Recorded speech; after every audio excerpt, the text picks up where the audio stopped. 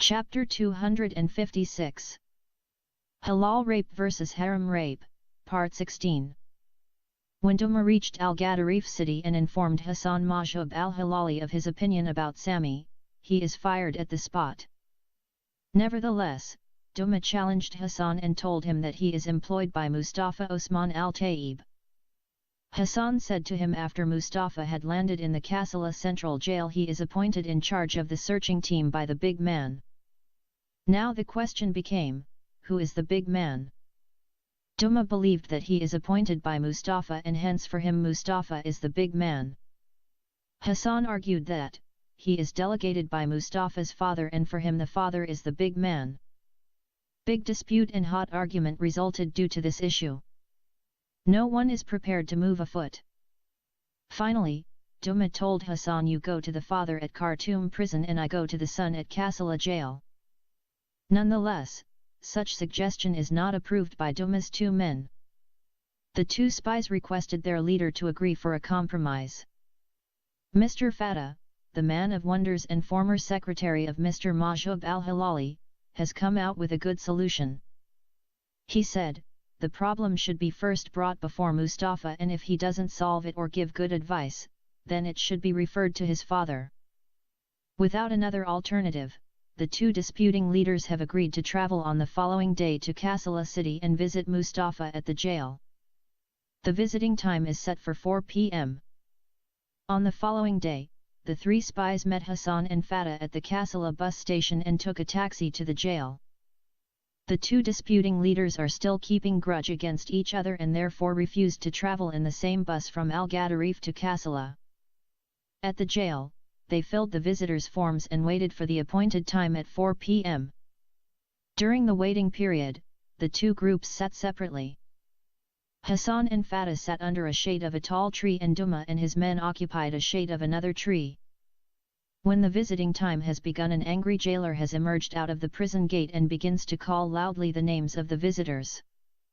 In each call, 10 visitors will be allowed to visit their relatives, friends, ex-inmates, or criminal friends.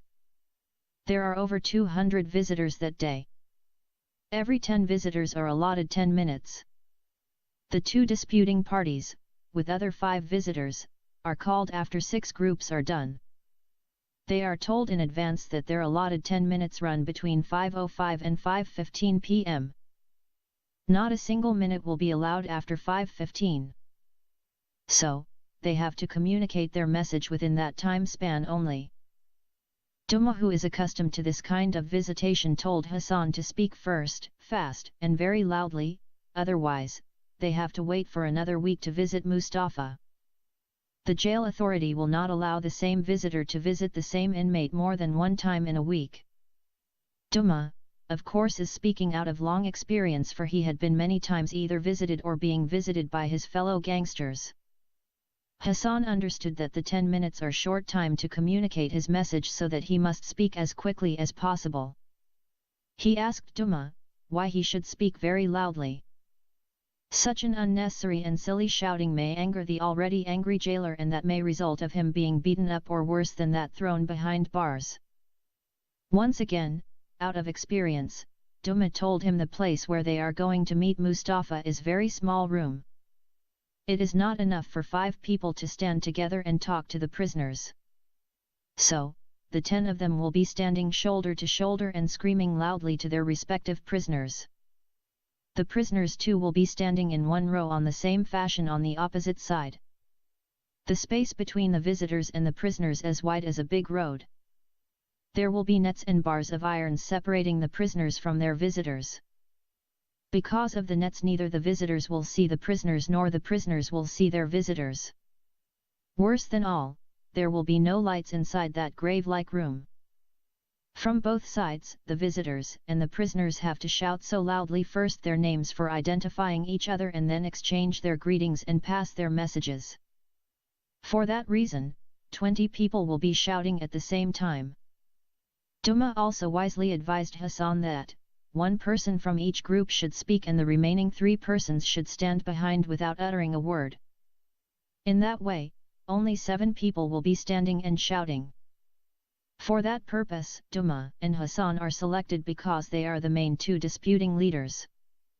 All the above-mentioned valuable information and wise instructions Hassan has received from Duma while they are still standing near the small room.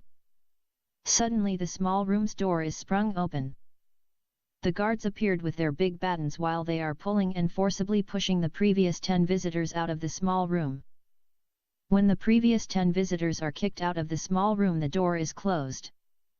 After that, the new 10 visitors are told to be ready, for the door will be reopened in few seconds. The 10 visitors are waiting for the door to reopen as if they are to run a race. Everyone wants to enter first and speak first. There is one technical problem which each visitor has to face. He must be able to locate, as quickly as possible, through sound, where his prisoner is standing. Due to the dark pitch room, the visitor and the prisoner must use the sound bat method in locating each other. Then, the visitor or the prisoner should move quickly and face each other for better and quicker communication. Again, if both tried to move at the same time, then they may just find themselves only have exchanged positions and stood once again on the wrong spots. And if they are foolish enough and made a second attempt to correct their mistakes, then the 10 minutes will be over. In that case, the visitor will be kicked out by the guards without speaking a word to his imprisoned relative, friend, or fellow gangster. That will be more tolerable than if some of the visitors have decided to shout to their prisoners from whatever spots they are standing on. For in that case, they will be compelled to shout at the top of their voices across the small room. For that reason, the wise criminal, Duma Kuko, has advised Hassan to speak fast and very loudly. By the way, Duma is a criminal and the son of a very notorious criminal. His biological father is the dreadful gangster Kuko Wad al-Shaitan, who is at present serving life sentence at Al-Gadarif Central Prison and also is the current seated leader of the watchmen at the same jail. At 5:07 p.m. the door is pushed open from within. That means the allotted 10 minutes have just begun and the counting down has commenced too. The 10 visitors run with the speed of light towards the door. One of Duma's men got knocked down on the way by a huge visitor's body. Gabir, who is also known as Jigger, has fallen flat on his nose and badly got injured. His knocker did not fall down or stop to apologize or assist the person he has knocked down. No one else has stopped or cared about Mr. Gabir. Even the guards did not bother about the fallen visitor. All the other 9 visitors have reached the door at the same time. Here another serious problem has faced each and every one of them. The small door of the small room can allow only one person to enter in at a time. Only one visitor out of the 9 can successfully pass through the small door. 3 minutes are wasted on pulling and pushing one another. Somehow, the 9 visitors are able to insert themselves 2 at a time through the small door. As soon as the visitors have entered the small room, they are surprised to find out there are no lights. Therefore, there is no question of trying to spot the prisoner for whom each visitor has come to meet. For that reason, the visitors applied the bat method of locating their objects. So, each one begins to shout at the top of his or her voice the name of the prisoner to whom he or she has come to visit. Unfortunately, all the visitors have discovered that they are standing in the wrong positions. Due to Duma's wise advice, there are only 7 visitors standing shoulder to shoulder in one row. Nasir is standing behind while Gabir is still lying unconscious outside. But that too has not minimized the loud shouting. Out of the 7 visitors, unfortunately there are 3 huge loud-speaking females. The biggest of those 3 women is the one who has knocked down the still fallen Gabir. Among the 4 males, Hassan and Duma are standing together. But alas, they have discovered themselves to be standing in the wrong place. Where Mustafa is standing, it happened to be a very loud-speaking fat woman. The woman's husband, whom she has come to visit, is also standing on the other end. The husband too is a man of a big mouth, voice, and body. Those couple have started to scream to one another in voices as louder as microphones. The other 2 women also have increased their voices to the maximum effect. Each woman is trying to beat the other two women. There is cutthroat competition. The other two male visitors are also engaged themselves in the competition, but they are very much inferiors to the women. Lower to their loud voices come Hassan and Duma's voices. 2 minutes are wasted when Mustafa is able to grasp from Duma's loud voice that his brother Sami has lost his senses and become totally gone case. Mustafa has tried hardly to communicate something, but he couldn't. In that way, other 2 minutes are lost. The main problem is that, the rich man's son, Mustafa is not used to such method of communication. Also Hassan has wasted 2 minutes in trying to negate Duma's report. Time is over. The guards have rushed in with long batons in hands and begun to kick the 9 visitors out of the small room. Duma and Hassan have tried to resist, but they are hit and threatened by the guards that they will be thrown behind bars. So, they are unwillingly dragged out of the small room. Then and only then, Duma and Nasir have discovered that their fellow spy has missed the rapture and his falling half-dead body is lying in the hot sand in front of the dark room as if it is burning in hell. Somehow, they have revived him and assisted him to stand on his feet. Duma has tried to complain to the guards and sue the person who has badly injured his good friend Mr. Gabir Kunish Samula. The guards have rejected his complaint and harshly told him that they are guards and their only duty to guard prisoners and not to receive complaints from visitors, and if he still has any objection should go to hell. When the 2 disputing leaders have come out of the jail premises, they started to dispute again about the next step. "We have to wait for another week to visit him again," says Duma. "No way," shouts Hassan angrily. "We don't know what Hassan wanted to say to us. We are not likely to know even if we visit him 10 times. He is very soft-speaking person." "Excuse me, gentlemen," says Fatah, "this is not the right time for us to disagree. We have given Mustafa his chance. Now we must go to his father." Duma wants to dispute further, but his 2 men have requested him to agree with Hassan and Fatah. After that, the 5 men have left the jail and gone directly to the bus station and booked their tickets to Khartoum. The trip is scheduled for 6 a.m. on the following day. The rest of the day is spent in a cheap motel in Kassala. Early on next day, the 5 men took the bus and headed to Khartoum. Most of the 8 hours are spent on sleeping and snoring and disturbing other passengers. Hassan and Fatah are occupying 2 seats and sleeping together. Gabir and Nasir are sitting behind them and both are sleeping on each other's shoulders. Only Duma is sitting near a stranger. The stranger is having tough time with his neighboring passenger.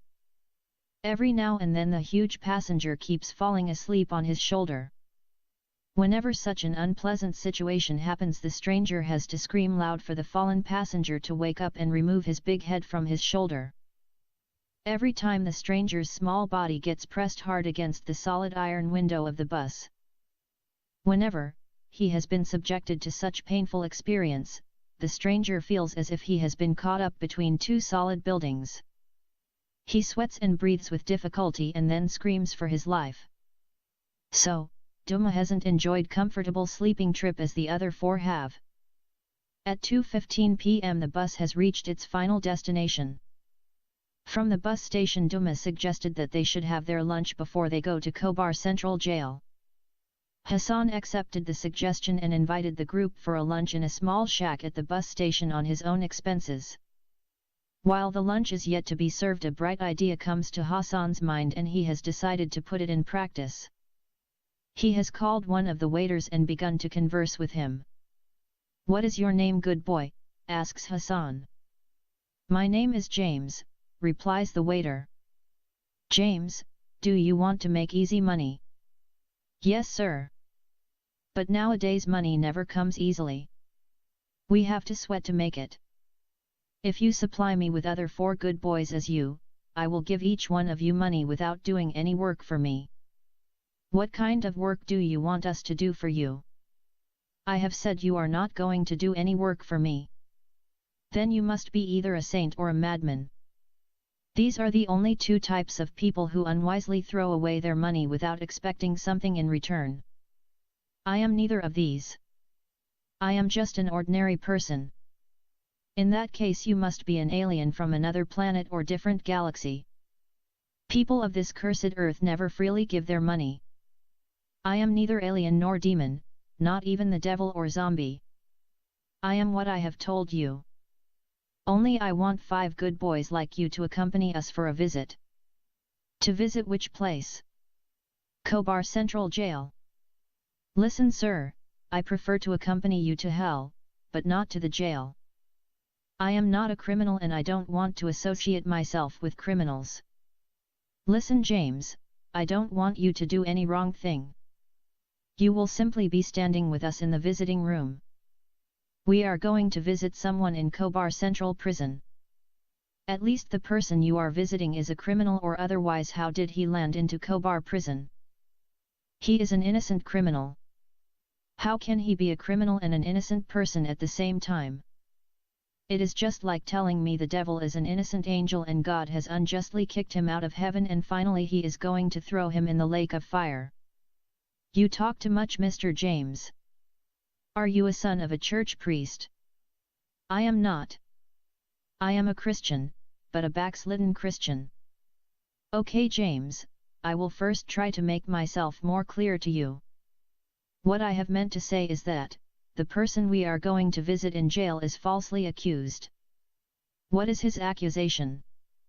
Listen Mr. James, you can't ask me all these questions as if you are a police inspector and I am a suspect. If you need easy money you have to trust me and bring your 4 good friends and come along with us. Do you want us to be your bodyguards? I don't need any bodyguard. We want you to form a crowd. That is all what we need of you. What sort of a crowd? We are going to visit a very dear person to us. He is in jail. We want to inquire of him about something very important. Unfortunately, the visitor's small room will be very noisy when there are other 5 visitors with us. So, we don't want anybody to be with us while we are talking to our imprisoned friend. Your duty is to stand there without saying or doing anything. What will happen after we visit that innocent criminal? You have nothing to do with us after that. Is that all, sir? Yes, that is all. The newly appointed boy has left and shortly returned with other 2 waiters and 2 sweepers. All the 5 are looking alike like Chinese. No one will doubt them if they claim to have been 5 twins born in the same day and at the same time. Hassan has stood on his feet and warmly greeted them. Duma is surprised to see the new appointed boys. He thought that Hassan wants to bypass them by recruiting new 5 spies. He therefore got up from his chair and approached Hassan and shouted angrily. Have you not yet learned from the foolish mistake of Abu Shakura? How can you repeat the same mistake by appointing these foolish and good-for-nothing waiters and sweepers, says Duma. Mind your words, sir, responds James angrily too. Have I talked to you, you stupid waiter? I am a waiter and I am proud of it. After all, it is better to be a waiter than a bodyguard and criminal. When James uttered these courageous words, Duma took hold of his collar and lifted him off ground like lifting a small chair. He would have smashed his small head against the wall as smashing an egg if it wasn't for Hassan, who has intervened at the right time and saved the life of the wise waiter James. Stop it, Mr. Duma, yells Hassan, you will be killing an innocent waiter. This boy is not a spy or a gangster. He is just a hard-working waiter. Please put him down and listen to me. Duma is cooled off by the words of Hassan. He put James where he was before. James felt as if he has been rescued from the mouth of a lion. I have only requested these 5 respectable waiters and sweepers to accompany us on our visit to Khobar jail. Why should they accompany us? To form a crowd. What sort of crowd? Are we going for a riot or fight? Listen, Mr. Duma, you know what had happened at the visitors' dark small room in the jail at Kassala. Not to have the same problem repeated all over again, I have decided to take these good boys with us. Not a bad idea. But they should leave as soon as their mission is over. Yes, of course, after that we have nothing to do with them. Should we know their names? My name is James. And this is Peter, and this is John, and this is George, and this is Paula. None of you is having a good Arabic name, says Duma. We don't like to have Arabic names because we are not Arabs. Who has told you a name will make you an Arab? Even if you give me all the treasures of the world, I don't like to become an Arab. Look at this ugly creature. Mr. Duma, will you please mind your words? You are an uncircumcised slave. I am better than you because I don't deny my African origin. You claim to be an Arab and you are as black as I am. It is an oxymoron claim because no one can be an Arab and a black man at the same time. It is just like saying I have a black-white girlfriend, says James wisely. If you don't shut up your mouth, I will cut your tongue. Please Duma, intervenes Hassan, stop this unnecessary argument with James. Even though Hassan has managed to end the hot argument between Duma and James, still the two continued to eye each other as a dog and a cat. All this time, Fatah is entertaining some doubts about the 5 boys. Somehow, his sixth sense has told him there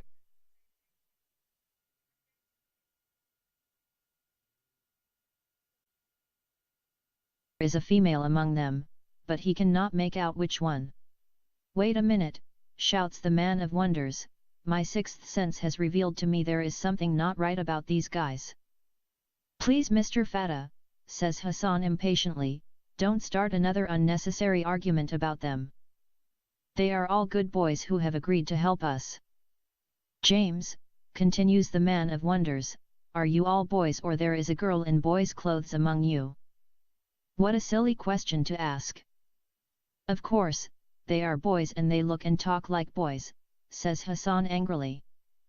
James, will you tell me the truth, are you all boys, insists the man of wonders. We are all boys except one, says James angrily, and I won't tell you which one. Is Paula a he or a she? Paula is a she-male and a tomboy. She is a girl who exhibits characteristics and behaviors considered typical of a boy. She speaks like a boy, she smokes like a boy, she whistles like a boy, she fights like a boy, and she fucks boys like a boy. I am a volunteer, says the man of wonders happily, can you fuck me up Paula? Yes I can, says the girl of wonders, but you have to pay for it. You fuck me and I have to pay you money for that.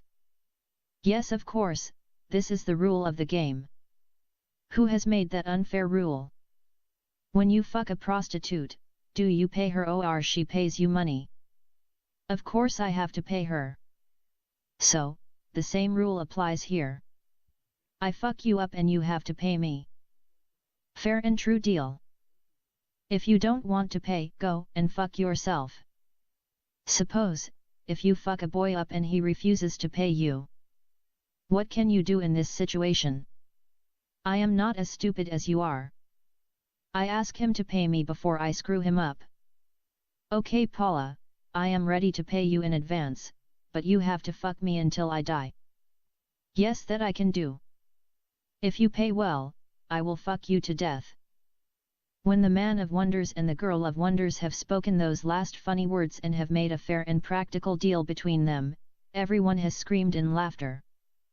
At the same time, the two wonderful couple have fallen headlong in love at first sight. The other 4 couldn't recognize Paula by her feminine name because all are born Muslims and none of them has ever heard that name before. All 4 have understood that the notorious womanizer, the man of wonders, as he claims, has his sixth sense which helps him to spot a female even among hundreds of male birds and male animals. After that, the 10 have taken a bus and traveled to the Khobar Central Jail. Hassan has filled the visitors' forms and asked his men to sign up. Only Hassan, Duma, and Fatah are able to sign up their names, the rest of the 7 visitors have used their thumbs as seals. The remaining of time is spent under the shade of a big Nema tree. At 5 minutes to 5 o'clock, a jailer came out with his list and has called the first 10 visitors to follow him. The first visitors happened to be Hassan and his group. The 10 visitors have walked in one line like soldiers and entered the visitors' room. The visiting room at the Kobar prison has better facilities than that of Kasalas. There are bright lights and enough space. There is long bench which quite enough to comfortably seat 10 visitors. Even the prisoners have bench to sit on. Moreover, the visitors are allowed to spend the maximum of 20 minutes inside the room. When the 10 visitors have walked in, they have found the convict Osman al-Taib has already seated himself on the opposite bench waiting for them. "How are you, uncle?" inquires Hassan. "I am all right." "Your father too is fine," replies the old man. "Uncle, we have come to seek your advice and guidance in a small problem we are facing." "Have you found your wife?" "Not yet, uncle, and I am not likely to find her. Duma and his men are deceived by your son Sami. He pretended to be a mad person and they believed that and stopped following him." "What a foolish man! How can you do that? You had been fooled before by Intisar and Salah and now you have repeated the same mistake. You have just wasted my money." "Sir," says Duma, "I have been in this business for the past 20 years. I earn my living from spying and kidnapping. No one pull a fast one on me in this matter. I am sorry to tell you that your son has truly lost his mind.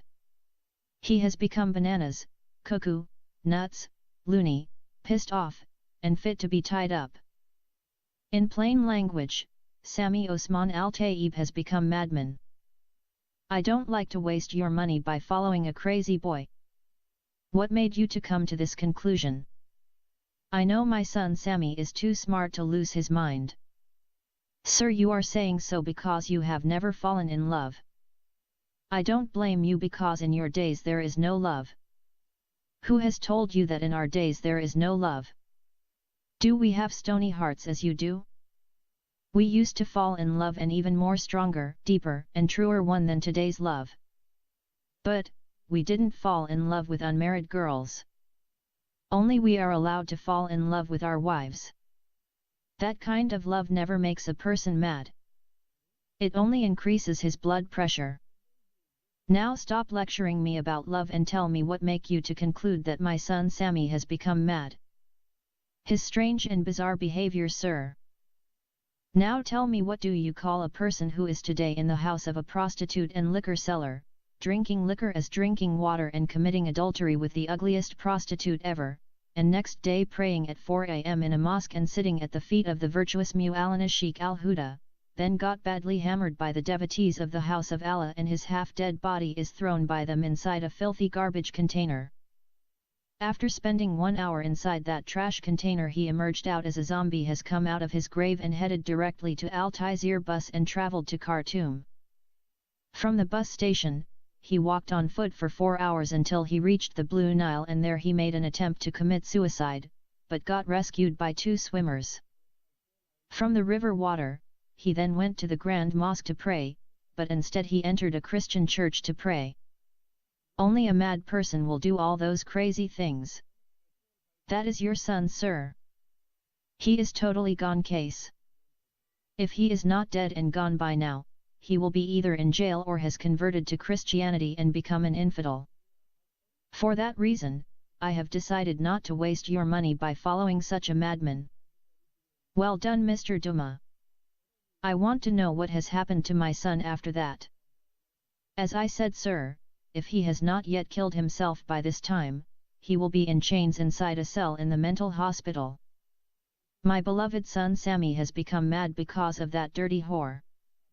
"You mean to say Uncle Osman because of that disobedient wife?" says Hassan angrily. "If she is your wife, why don't you lay hands on her and chastise her with your rod and phallus? Which husband in the world will allow his wife to move freely with another man? Even a pimp or a gay will not agree for that. I will find her and definitely chastise her." "Listen, Duma," said the old man seriously, "I don't believe that my son has become gone case. It is just another trick created by that wicked lawyer Salah. He can fool the whole world, but not me. He has deceived you before and made that whore girl to run away. He also made my son Mustafa and that foolish man Abu Shukhura to land in jail.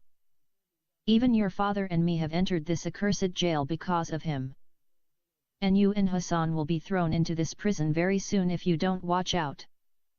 So, don't believe his tricks anymore. I know my Muslim son Sami will never ever enter a Christian church and converts to Christianity and becomes an infidel even if he has become crazy and totally gone case. I am very sure, by now he is in the arms of that dirty whore. You must continue searching for them everywhere until you find them. Okay sir, we will resume our search. In what city did you see him entering a church? In this city sir. You must start searching for them in this city. Who knows, by this time, they might have already obtained passports and visas and have escaped out of the country. Listen Hassan, I have a friend of mine who works at the passport office. His name is Inspector Hatem Sir Al-Qadim. Go and show him your marriage contract certificate and the disobedience sentence official paper that had been issued by Mu'allana of the Sharia court. Tell him your wife has absconded with another man. Let him first find out whether she has already obtained passport or not. If she is not, then tell him Mr. Osman Al-Taib want you to put her name in the blacklist. If she comes for a passport, he must inform you. You know what to do next. Yes Uncle Osman, I will do what you have told me to do. If your friend the police inspector Hatem Sir Al-Qadim asks me where is Mr. Osman Al-Taib, what shall I tell him? Tell him he is in the hospital. Never let him know that I am in this criminal jail. He knows me as a good man. That is a good idea uncle. But, don't take these spies with you. As I have said, he knows me as a good Muslim man. A man of prayers who built a mosque in Al-Gadarif city. If he see these criminal faces with you he will doubt the whole matter. What about the spies? Do you think we need them anymore? Yes of course we need them now more than before. When the old man renewed his approval of the spies he began to count their number. Then he smiles and says, 10 is a good number. We need all of them of course. I will assign their work right away. Duma and one of his men should go to the airport and keep watch over there. Other two should search all the motels and hotels in the city. You and Mr. Fatah should go to the evening cuisines and by day you should visit the animal zoo. 2 should search all public parks, sightseeing spots and the river bank along the Nile Street. The remaining 2 should hang around the film theaters. Today is Wednesday, next Monday I want every 2 to meet me at the criminal court and report the result of their search. I will be brought there for the final hearing of the trial of my late wife Firdaus in which I have been falsely accused as her murderer. But excuse me sir, says Duma angrily, these guys are not spies. They are only useless waiters and sweepers. It doesn't matter. No one is born spy. You are the head and you can train them. Uncle Osman, says Hassan worriedly, these boys are not criminals. They are good citizens. What do you mean? If someone helps you to find your wife that means he is doing a criminal act. But uncle, if they refuse to work for us what can we do? Refuse? How can they refuse? Why have they come here? To look at me? Am I inside a cage in the animal zoo? Duma will see to it that they must do the work whether they like it or not. Excuse me Mr. Innocent Criminal, says James angrily. Before the good citizen James can voice out his objection the guards took hold of his hands and dragged him out of the room along with the rest of the visitors. Outside of the jail, James and his friends rose their objection but they are harshly rebuked and corrected by Duma on the ground that no one can enter the spying business and withdraw. It is a road without return. James, John, Peter, George, and Paula are converted from being restaurants waiters and sweepers to spies by force. In order to fix them and never allow them to escape, Duma has suggested to Hassan that every new spy should accompany an old spy. Hassan liked the idea and took with him James instead of the loose-lipped womanizer, the man of wonders. Duma further suggested that if the police inspector at the passport office inquires about James, Hassan should tell him he is his servant. The only thing James needs is to be washed, probably a new dress put on him. Duma has taken with him John. Peter, George, and Paula are distributed among Nasir, Gabir, and Mr. Fata respectively. The newly patched up lovers, the man of wonders and the girl of wonders, are the first couple to walk away hand in hand, and Chop Chop have disappeared in the crowded street. Even though there is nothing in the girl of wonders to classify her as a female, still the man of wonders loves what is between her legs, and he feels that is more than enough for him. The other four groups have also gone in four different directions in search for the newly wedded couple, Sami and Intisar.